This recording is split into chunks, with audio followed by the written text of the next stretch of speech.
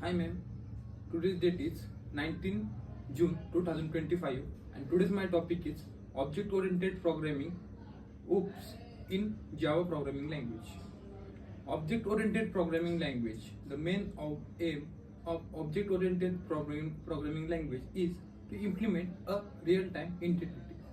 Means everything in OPPS concept is related to class and objects. Now we will talk about class. What is class? Class is a blueprint. Class is a logical entity. Main logic is there in a class. Means we can assume that main which we want to build, that main things are there in a class. Class does not acquire a memory space, does not require a memory space, as well as class is combination of methods and variables. Means in their class there are methods as well as variables. Then variables might be any static, instance or local variables. Now second we will talk about objects. Objects is instance of an class. Means which blueprint is of class, it's implemented in object, as well as object is logical plus physical entity.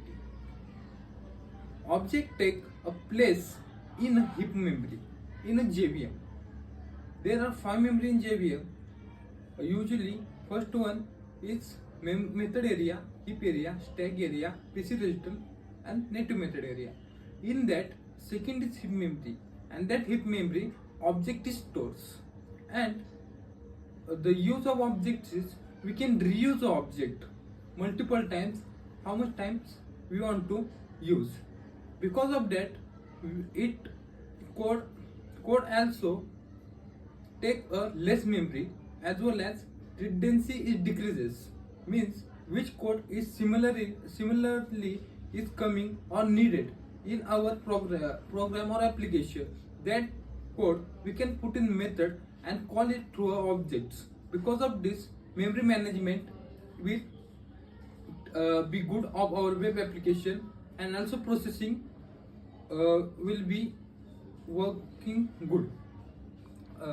Now we will talk about the 4 main pillars of object oriented programming language. First one is inheritance, second one is encapsulation, third one is abstraction, and fourth one is polymorphism. Now first we will talk about the inheritance. Inheritance is a concept in Java object oriented programming language where we can acquire all the properties of an parent class in a child class. Means which property we want to access from a child class to a from parent class to a child class. That time we can extend the parent class in a child class and acquire all the properties in a child class. There are five types of inheritance in inheritance. First one is single inheritance, second one is multi-level inheritance, third one is hierarchical inheritance, and fourth one is hybrid inheritance. Multiple inheritance is not possible in a Java object oriented programming language, because one child cannot access a multiple parent child, so it's not possible. Second one, we will talk about the encapsulation. Usually encapsulation is used for a data hiding and security purpose in banking applications as well as ATM machines. What is main purpose of use?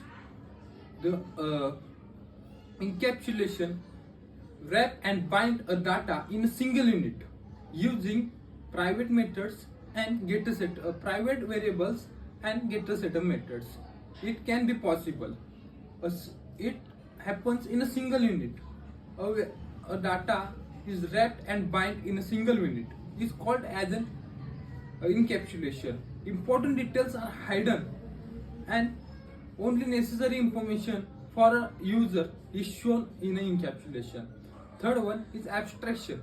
Abstraction is also used for a security purpose, but it's a different concept from a encapsulation, because in a abstraction implemented data is hide and functionality is shown.